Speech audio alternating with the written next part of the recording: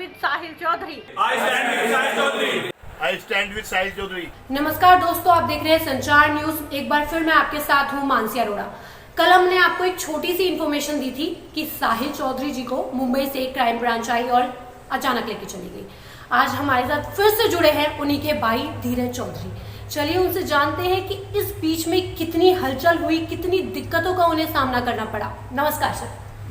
बताइए सर हमारे चैनल के माध्यम से कि क्या क्या कल के दिन में ऐसा हुआ जो आपने फेस किया और आप अब जनता से क्या मांग करते हैं। कल तो हमने आपको संचार न्यूज़ की तरफ से आपको सबको बताया था कि जो भी यहाँ पर हुआ था उसके बाद वो उन्हें ले गए थे। उसके बाद जो भी अपडेट्स आई थी वो हमें पता नहीं था। उसके बाद हमने पूछा, मैंने अपने फादर को कॉल किया था, बार बार मैं करता रहा। उसके बाद जो है मुझे ये पता चला कि जब वो उसे मुंबई लेके गए, पहले तो यहाँ से वो लोग प्यार से लेके गए, पहला बुझला के कि हम आपको शाम तक छोड़ देंगे, शाम तक आपको जैसा कर लेके जा रहे हैं वैसे ही आपको वापस ले आएंगे।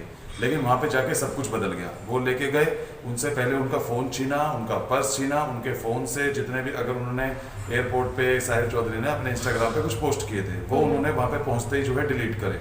अच्छा, मैं ये जानना चाहती हूँ कि जो उन्होंने पोस्ट डाली थी, हाँ जी, कि गेम ओवर हो सकता है अगर शाम, तो वो पोस्ट आपको लगता है कि उन लोगों ने डिलीट की? हाँ जी, वो उन्होंने ही की है, क्योंकि मेरे फादर ने बताया कि वहाँ पे जाते ही उन्होंने उसका फ़ोन छीन लिया था, वो ले लिया था और उनका पर्स भी ले लिया था। उसके बाद वो पोस्ट जो है वहाँ से डिलीट हो गई। मे भी उन्होंने ही वहाँ से कराई है वो पोस्ट डिलीट। इस बात पे तो मैं श्योर हूँ कि उन्होंने ही कराई है। उसके बाद वो उन्हें वहाँ पे लेके गए, काफ़ी देर तक बिठा के रखा। मेरे फादर भी वहीं पर ही थे। उसके काफ़ी देर बाद अराउंड 5 to 6 5-6 बजे शाम के वो उन्हें मजिस्ट्रेट के घर लेके गए कि वहाँ पे जाना है और इनकी पेशी है, ऐसा बोल के वो लेके गए। उसके बाद मेरे फादर ने, जो पुलिस वाला लेके गया था उनका नाम तावड़े है, वो उनके साथ जो है गए हैं मेरे भाई। और मेरे फादर जो है पुलिस से, मेरे फादर ने कहा भी कि आप मुझे इनके साथ ही ले चलो, मैं भी चलता हूँ, बट उन्होंने मना कर दिया कि नहीं आप मत चलो, मैं भी हो सकता है उनके घर जाएंगे तो सिक्योरिटी गार्ड आपको बाहर ही रोक दे, तो आप बाहर रोके रहेंगे, इससे अच्छा है कि आप यहीं पे बैठो। तो वहाँ पे मेरे फादर तो पुलिस स्टेशन में रहे, वो उनसे लेके वहाँ चले गए। उसके बाद 1 घंटा हुआ, 2 घंटे हुए, मेरे पापा ने उन्हें कॉल किया, जिन्होंने नंबर लिया हुआ था तावड़े का, जो वहाँ के पुलिस वाले हैं उनको। उन्होंने पहली बार फोन उठाया, उन्होंने बोला कि जो मजिस्ट्रेट है वो अभी वॉक पे गए हुए हैं, सैर करने गए हुए हैं, अभी आएंगे तो बात होगी, अभी नहीं है वो यहाँ पे। पापा ने कहा चलो ठीक है। फिर 1 घंटा 2 घंटा और वेट किया। रात के करीब 8 पौने 8 हो गए थे। मैंने फिर फादर को कॉल किया तो उन्होंने बोला कि अभी तक नहीं आए, और अब वो मेरा फोन भी नहीं उठा रहे, जिसको पुलिस वाले को जिसे कॉल किया था। फिर अराउंड 9 साढ़े 9 बजे करीब फिर मैंने पापा को फोन किया। मैं लगातार बार बार फोन कर रहा था। फिर दर्शकों, मैं आपको बताना चाहती हूँ कि जिस समय हमने ट्वीट किया था अमित शाह जी को, पीएम मोदी को, कि इनके फादर बिल्कुल अकेले थे उस वक्त, उस समय कोई भी ऐसा नहीं था कि जो उनकी मदद करने के लिए आगे आए, कम फॉरवर्ड आए। वहां पर उस समय अकेले थे, वो उनको साहिल जी को कहीं लेकर चले गए थे, तभी हमने वो ट्वीट किया। चलिए जानते हैं आगे की स्टोरी। मेरे फादर बिल्कुल वहाँ पे अकेले थे। अब मेरे फादर को वहाँ पे मुंबई का कुछ भी नहीं पता, वो फर्स्ट टाइम मुंबई गए हुए हैं। उन्हें ऑनलाइन होटल बुकिंग भी नहीं आती, उन्हें ऑनलाइन जो है उन्हें ऑनलाइन टैक्सी बुकिंग नहीं आती, उन्हें खाना ऑर्डर करना नहीं आता, दे नो नथिंग, उन्हें नहीं पता उस चीज़ के बारे में कुछ भी। फिर वहाँ पे उन्हें जो है वो डायबिटिक पेशेंट भी हैं, तो अगर वो बहुत देर तक भूखे रहेंगे तो ऑब्वियसली उनकी जो है डायबिटीज जो है वो बढ़ जाएगी, उनका ब्लड प्रेशर जो है वो बढ़ जाएगा। तो वहाँ पे मुझे नहीं लगता, वहाँ पे जो मैं फादर से बात कर रहा था तो उन्होंने नहीं बताया कि मेरे को यहाँ पे किसी ने पानी तक भी पूछा है। तो वो वहाँ पे बैठे रहे, बहुत देर तक बैठे रहे, रात हो गई, उन्होंने कुछ भी नहीं खाया, कुछ नहीं पिया। चिंता में वैसे भी नहीं खाते, हालांकि अगर कोई पूछ लेता तो शायद खा भी लेते, बट वहाँ पे किसी ने पानी तक नहीं पूछा। उसके बाद बहुत रात को जब मैंने उन्हें लास्ट टाइम कॉल किया था 9 साढ़े 9 बजे करीब मैंने उनसे बात की। मैंने पापा से पहले मैंने उस पुलिस वाले का नंबर लिया था पापा से, उनको फोन किया था। पहले बार में उनका फोन लगा ही नहीं, स्विच ऑफ था। फिर मैंने दूसरे नंबर से किया, तब भी स्विच ऑफ था। फिर मैंने किसी एक और जिम के मेंबर के तीसरे नंबर से उन्हें कॉल किया, उनका फोन लगा, तब मुझे समझ आया कि मेरा ही नंबर नहीं लग रहा है, दूसरे लग रहे हैं। फिर उनका नंबर लगा, उन्होंने फोन उठाया, उन्होंने बोला हाँ जी कौन? बोला कि मैं तो घर आ गया हूँ। मैंने बोला आपके साथ साहिल चौधरी थे? तो वो कहाँ है अभी? बोला कि मैं तो घर आ गया हूँ, आप अपने डैडी से पूछो, अपने डैडी को कॉल क्यों नहीं कर रहे? उन्होंने ये बोला। मैंने कहा ठीक है। साइड बाय साइड दूसरे मेरे फोन पे मेरे फादर का कॉल आ रहा था, मैंने वो पिक किया। मैंने कहा 1 सेकंड होल्ड करो सर, मेरे फादर का ही कॉल आ रहा है। फिर मेरे फादर ने बताया कि ये लोग जो है यहाँ पे अब साहिल चौधरी को ले आए हैं और उन्होंने उस पर केस कर दिया है और 3 दिन की इन्हें रिमांड पे रखा है।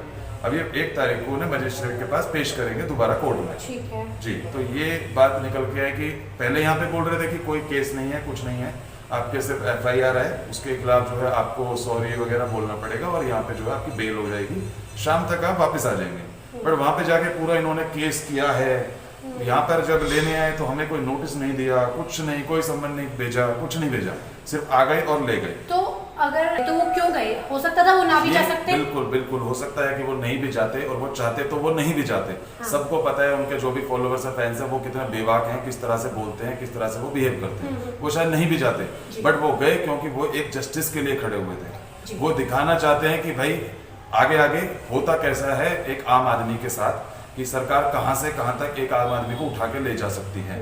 तो इसीलिए वो चले गए कि इनोसेंसी में हमने भी बोला कि ठीक है आप चले जाओ, कोई बात नहीं, लॉ है उसको फॉलो करो।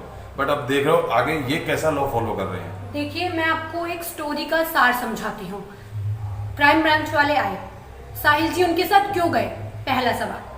पहले सवाल का आंसर ये है कि वो इसलिए गए कि वो आपको दिखाना चाहते थे कि आगे क्या होता है।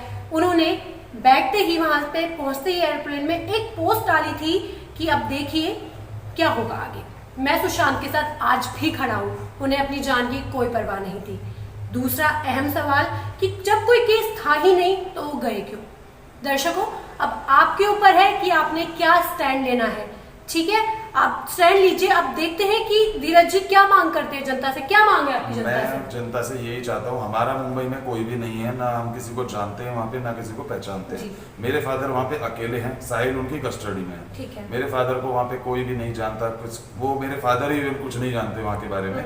तो मैं सिर्फ ये चाहता हूँ साहिल चौधरी के जितने भी जानने वाले अगर मुंबई में है, कोई फैंस है, कोई फॉलोवर्स है, जो भी हैं उनको प्यार करने वाले हैं, तो प्लीज वो जाके मुंबई में वहाँ पे बैंड्रा पुलिस स्टेशन में है वो साइबर क्राइम स्टेशन 1 में, तो वहाँ पे वो जाएं और उनको जो है देखें, पुलिस वालों से पूछें। कोई सवाल करेगा तो पुलिस वालों को लगेगा हाँ इनका कोई है, अदरवाइज कोई सवाल ही नहीं करेगा तो वो जो चाहे वो उसके साथ कर सकते हैं। देखिए कल आप लोगों ने वीडियो में हमसे बार बार यही सवाल पूछा था कि साहिल जी कहाँ हैं, आप हमें बताइए। आप देखिए धीरज जी ने बताया है कि वो कहाँ है।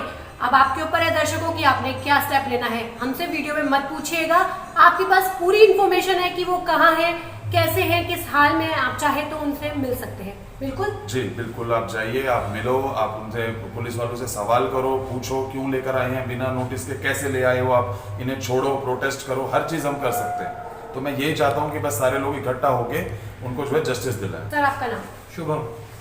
बताइए सर क्या कहना चाहते हैं हमारे चैनल के माध्यम से? सबसे पहले तो मैं ये कहना चाहता हूँ, जो धीरज सर ने एक मुहिम उठाई है ट्विटर पे, आई स्टैंड विद साहिल, तो हम सब साहिल सर के साथ हैं और साथ ही रहेंगे। अगर साहिल सर को छोड़ा नहीं गया तो यहाँ पे रोज एक नया साहिल बनेगा और रोज एक धरना प्रदर्शन होगा, ठीक है। और हम भूख हड़ताल बैठेंगे जब तक हमारे साहिल सर को छोड़ा नहीं जाएगा। हमारे बड़े भाई हैं, हमारे गुरु हैं, उनकी गलती क्या है हमें यही नहीं पता, उनकी गलती क्या है। 3 दिन का रिमांड बिना किसी परमिशन के झूठ बोल के यहाँ से ले जाना और उनकी इनोसेंट तरीके से उनको फंसाया गया।